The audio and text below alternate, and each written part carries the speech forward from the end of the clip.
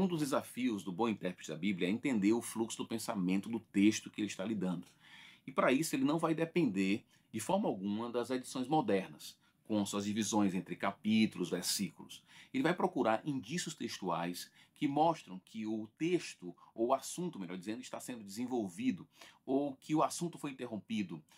E para isso ele vai procurar indícios como conjunções, indícios geográficos, número de vocabulários, repetição de palavras, tudo são indícios que ele vai encontrar no texto para então chegar a um julgamento se o assunto parou, se o assunto continuou ou não.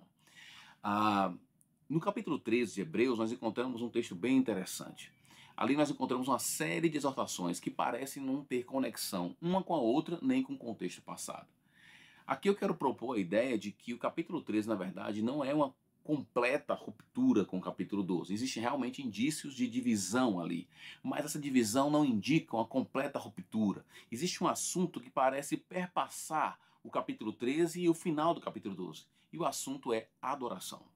No final do capítulo 12, o autor então exorta e espera dos seus leitores que eles reajam com muita alegria, gratidão, melhor dizendo, e adoração a Deus diante do fato de que eles podem se aproximar de Deus sem serem consumidos. No capítulo 12, no final do capítulo 12, há um contraste entre Sinai e Sião, e a ideia lá de que nós hoje, em Cristo, sob a nova aliança, nós fazemos parte de um povo, de um reino inabalável, podemos nos aproximar de Deus sem sermos consumidos. Essa verdade de que eu posso me aproximar de Deus sem ser consumido deveria gerar gratidão e adoração. Então, o final do capítulo 12 tem esse tópico, a ideia da adoração.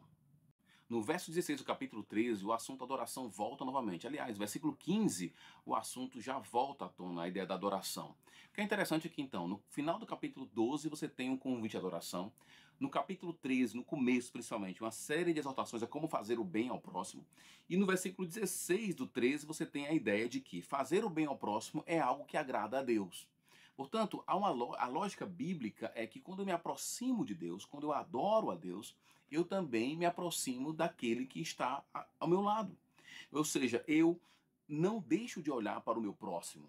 Amar a Deus envolve amar o próximo. O mandamento vai dizer que eu tenho que amar a Deus de todo o coração, de toda a alma, de todo o entendimento. Ou seja, não sobra nada para o próximo? Claro que sobra. Sobra amor a Deus. Quando eu amo a Deus, eu claramente me volto para o próximo.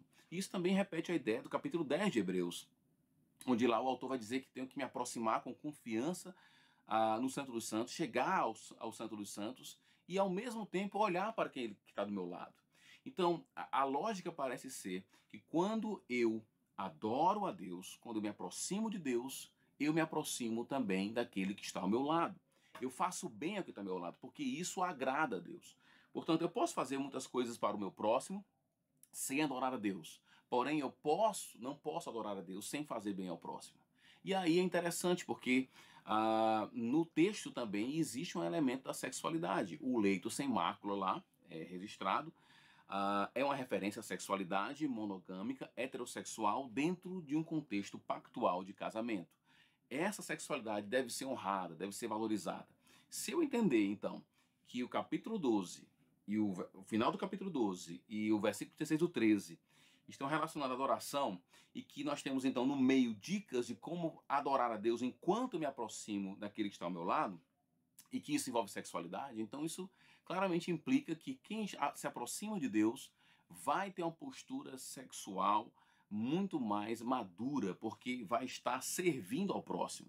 Ou seja, isso mostra também pra gente a natureza da sexualidade bíblica, aquilo que já aprendemos em 1 Coríntios 7, de que a sexualidade tem a ver com a doação ao próximo, e isso é um ato de adoração a Deus. Portanto, quando eu me aproximo de Deus, eu sirvo ao próximo, isso envolve a sexualidade sem mácula.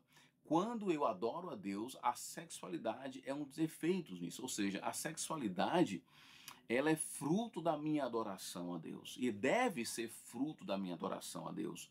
Além disso, a sexualidade é um tipo de serviço ao próximo, no caso, ao seu cônjuge. Portanto, entenda a sexualidade como um fruto da adoração a Deus e como um serviço prestado ao outro em amor a Deus. É isso.